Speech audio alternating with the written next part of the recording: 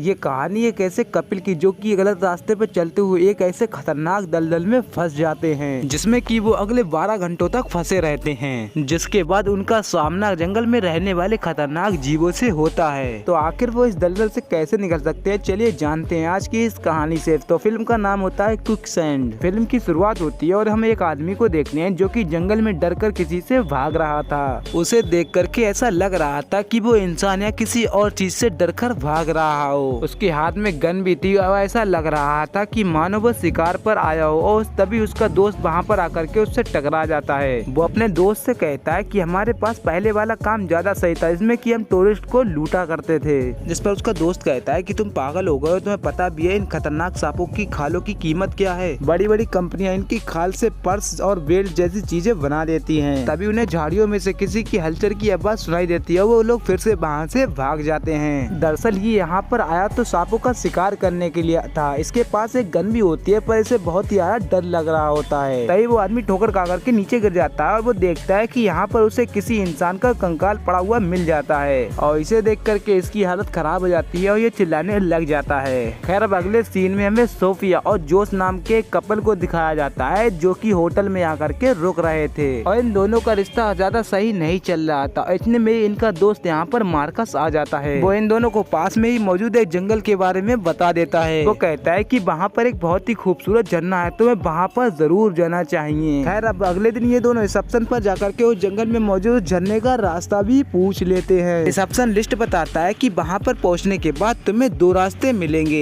एक छोटा रास्ता है और बड़ा, और तुम लोग सबसे बड़े रास्ते को चुनना, क्योंकि छोटे रास्ते को वहाँ पर रहने वाले लोग भी नहीं चुनते, क्योंकि उस छोटे रास्ते पर मौजूद बहुत ही खतरनाक दलदल है और सांप भी हैं। खैर अब ये पता करने के बाद ये दोनों यहाँ से निकल पड़ते हैं और इनके यहाँ से जाते ही रिसेप्शन लिस्ट एक आदमी को इशारा करता है। सोफिया और जोसेफ कोलंबिया में किसी काम से आए हुए होते हैं जो कि उनका 2 दिन पहले ही हो चुका था। अब इसीलिए ये दोनों अपने दोस्त मार्क के कहने पर इस जंगल में घूमने के लिए जा रहे थे। खैर अब ये दोनों अपने दोस्त की बताए हुए उस जगह तक पहुँच जाते हैं और यहाँ पर ये अपनी गाड़ी को पार करके झरने तक जाने के लिए हाइकिंग भी शुरू कर देते हैं। वो दोनों रास्ते में भी एक दूसरे से ज्यादा बातें नहीं कर रहे होते क्योंकि उनकी आपस में बनती नहीं थी। अब चलते चलते ये दोनों जंगल में काफी अंदर तक पहुंच जाते हैं और काफी थक जाते हैं, इसीलिए इन लोगों को भूख भी लगने लगती है। लेकिन तभी वहाँ का मौसम खराब हो जाता है और जोश कहता है कि हमें घर जाना चाहिए, लेकिन सोफिया कहती है कि अब हम झरने के काफी करीब आ गए हैं और अब हम वापस तो नहीं जा सकते। इस पर जोश कहता है कि अगर हम बारिश में फंस गए तो पता नहीं हम यहाँ पर कब तक फंसे रहेंगे। और अब इसीलिए सोफिया को भी उसकी बात माननी पड़ती है और ये दोनों को ना चाहते हुए अपनी कार की तरफ वापस लौटना पड़ता है। और जब ये दोनों अपने कार के पास पहुँच जाते हैं तो ये पाते हैं कि एक स्ट्रेंजर उनके कार को चुराने की कोशिश कर रहा था। ये यहाँ पर छिप करके सब देखने लगते हैं। जो स्ट्रेंजर को भगाने के लिए आगे जाने लगता है और सोफिया उसे रोकती है, लेकिन वो सोफिया की कोई बात नहीं सुनता और स्ट्रेंजर को भगाने के लिए उसके पास उसे डराने के लिए चला जाता है। अब जैसे ही जोश उस स्ट्रेंजर के पास जाता है वो गन निकाल लेता है और जोश से उसकी जेब खाली करने के लिए कहने लगता है। जोश से कहता है कि मेरे पास कुछ भी नहीं है, अगर तुम चाहो तो मेरी तलाशी ले सकते हो। तो वो स्ट्रेंजर कहता है कि तुम्हारे से एक लड़की भी थी, वो कहाँ पर है। तभी सोफिया भी वहाँ पर आ जाती है। वो उस बैग को स्ट्रेंजर के पास भेजती है। वो स्ट्रेंजर जैसे ही उस बैग को उठाता है, जोश पास ही में पड़े एक डंडे को उसे मार देता है। इसके बाद ये दोनों वापस से उस जंगल में भागते हुए चले जाते हैं। वो स्ट्रेंजर उनके ऊपर गोली भी चलाता है, लेकिन अब ये लोग उससे बचते हुए वापस से जंगल में चले गए थे। अब आगे जाने पर इन्हें वही रास्ता मिल जाता है। इस पर रिसेप्शन लिस्ट ने इन्हें जाने से मना कर दिया था, लेकिन वो स्ट्रेंजर अभी भी इन लोग के ऊपर गोलियां बरसा रहा था। इसीलिए ये लोग उस रास्ते जाने के लिए मजबूर हो जाते हैं, क्योंकि इन्हें विश्वास होता है कि वो स्ट्रेंजर इस रास्ते पर इन लोग का पीछा नहीं करेगा। इसीलिए वो लोग उस रास्ते पर चले जाते हैं। जोश वहीं पर छिप जाता है। सोफिया भागती रहती है। भागते भागते उसका सिर एक पेड़ से टकरा जाता है और वो बेहोश हो जाती है। थोड़ी देर के बाद जब उसे होश आता है तो वो अपने हस्बैंड जोश को आवाजें लगाने लगती है, लेकिन उसका हस्बैंड लापता होता है, उसको कोई पता नहीं होता और वो जैसे आगे बढ़ती है वो तो क्विकसैंड में फंस जाती है। दरअसल ये जमीन दलदल थी जो कि देखने में एक नॉर्मल जमीन लग रही थी। उसके दलदल में फंसते ही जोश यहाँ पर आ जाता है। वो सोफिया से कहता है कि ज्यादा हिलो डुलो मत, मैं कुछ करता हूँ। इसके बाद वो पतली सी छड़ी लेकर के सोफिया की तरफ डालता है, लेकिन वो छड़ी टूट जाती है। इसके बाद वो फिर से सोफिया से कहता है कि तुम ज्यादा हिलो मत, घबराओ मत, लेकिन वो इसकी बात सुनी कहाँ रही थी और भी ज्यादा हिलती है और इसी वजह से वो दलदल में डूब जाती है। अब जोश को भी और कुछ नहीं सोचता, इसीलिए वो उसे जल्दी से बचाने के लिए दलदल में कूद जाता है। अब इन दोनों की बुरी तरीके से लगने वाली थी, क्योंकि अब ये दोनों पूरी तरीके से दलदल में फंस चुके थे।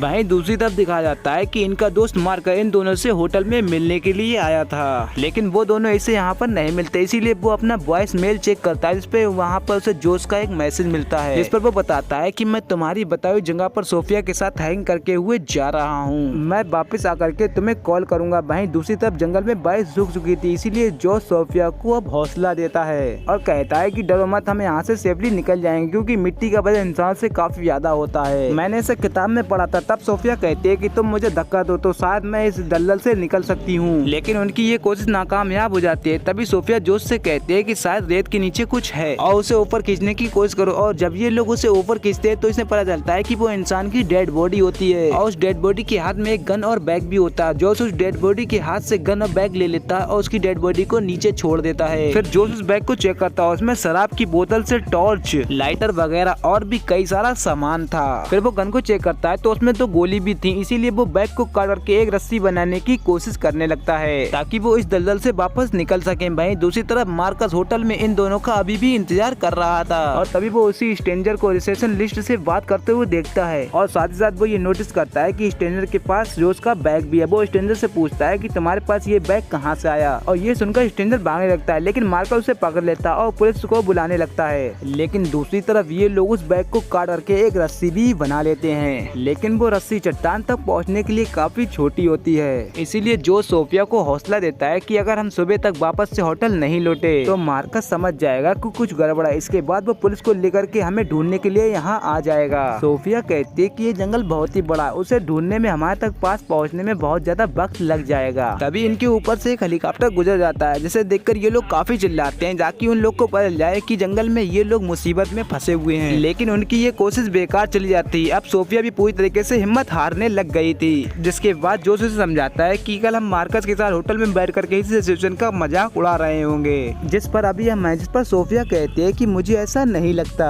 जिस पर जो सोफिया से कहता है कि तुम मेरा हौसला बढ़ाए के बिना कम कर रही हो, ऐसा क्यों कर रही हो तुम। तभी सोफिया की पीठ पर चींटियां चलने लगती हैं, इसीलिए वो शराब की बोतल को दे करके उसे डालने के लिए कह देता है। अब इससे चींटियां भाग तो जाती हैं, पर जहाँ पर उन चींटियों ने काटा था वहाँ पर घाव हो जाता है। अब जोश भी हिम्मत हारने लगता है, इसीलिए वो रोने लगता है। इसीलिए सोफिया कहती है कि अगर हम शायद इस राइफल का इस्तेमाल हेलीकॉप्टर पर करते तो वो शायद हमें सुन लेते। इसके बाद वो जोश से गन मांगती है और जोश वो उसे गन दे भी देता है। अब इसके बाद वही होता है जिस बात का डर था, ये जंगल उन खतरनाक सांपों की प्रजातियों का मशहूर होता है। वहीं सांप यहाँ पर आ जाते हैं और जब ये लोग इन सांप को देखते हैं तो इन लोग की हालत और भी ज्यादा खराब हो जाती है, क्योंकि वो सांप अपने अंडों की रक्षा करने के लिए यहाँ पर आए होते हैं। अब जैसे ही सोफिया अपनी राइफल से सांप के ऊपर फायर करती है तो वो सांप जोश को काट लेता है और वो सांप यहाँ से भाग जाता है। जोश कहता है कि इस सांप का जहर धीरे धीरे हमारे अंदर फैलने लगेगा और इसीलिए अब मुझे बहुत ही दर्द होने लगा है और अगर हमें जिंदा रहना पड़ेगा तो हमें आधे घंटे में हॉस्पिटल पहुंचना पड़ेगा। वहीं दूसरी तरफ हमें मार्कस और स्ट्रेंजर को दिखाया जाता है जो कि पुलिस स्टेशन में होते हैं। मार्कस से पूछता है कि मेरे दोस्त अभी भी जिंदा हैं तो मुझे सब कुछ सच बता देना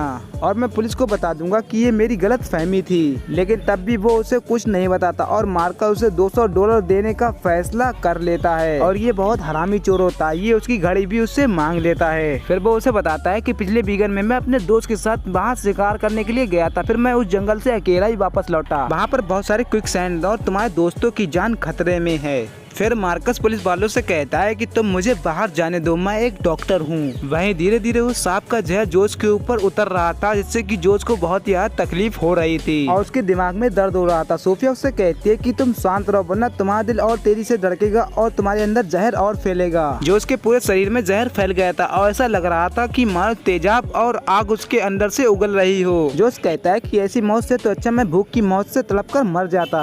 अब जोश की गर्दन पर खून जमा होने लग गया था, इसीलिए सोफिया लाइटर से चाकू गरम करने लग गई थी और जोश की गर्दन में जमा हुआ खून निकाल देती है। ये दर्द जोश के लिए काफी दर्दनाक भी होता है। अब इससे जोश को आराम तो मिलता है पर उसका पूरा शरीर अब पूरी तरीके से सुन्न होने लग गया था। अब इसके बाद ये दोनों अच्छे समय एक पल बिताए हुए को याद करने लगते हैं। अब इससे सोफिया को एक आइडिया आता है कि अगर हम उस सांप को रस्सी की तरह इस्तेमाल करें तो हम इस दलदल से बाहर निकल सकते हैं। जोश कहता है कि अब तक तो वो सांप बहुत दूर निकल गया होगा, लेकिन सोफिया कहती है कि वो अंडों की माँ, इसलिए वो यहीं कहीं होगी। फिर उसके पास ही पड़ा वो स्कोप से देखती है कि वो सांप उसके पास ही पड़ा था। लेकिन अब सोचना ये था कि वो उस सांप को बुलाए कैसे, तो दलदल में जो सामान पड़ा हुआ होता है वो सोफिया उसके पास फेंकने लगती है। अब इनसे परेशान होकर के वो सांप इनके फिर से पास आने लगता और जैसे ये लोग उस सांप के ऊपर गन उठाने की कोशिश करते हैं, सांप इनकी आंखों के सामने से गायब हो जाता है क्योंकि इस बार वो इनके पीछे से इन लोग के ऊपर हमला करने वाला था। सोफिया घूम नहीं सकती थी और जोश भी बेहोश था, इसीलिए सोफिया चाकू की मदद से पीछे को देखती है। सोफिया अंदाजे से गोली चलाती है लेकिन वो गोली सांप को नहीं लगती, इसीलिए वो सांप उसे काट लेता है। वो उसके शरीर में लिपट करके उसे अच्छी तरीके से जकड़ लेता है, लेकिन सोफिया सांप का मुंह पकड़ लेती है क्योंकि वो उसे फिर से काटने वाला था।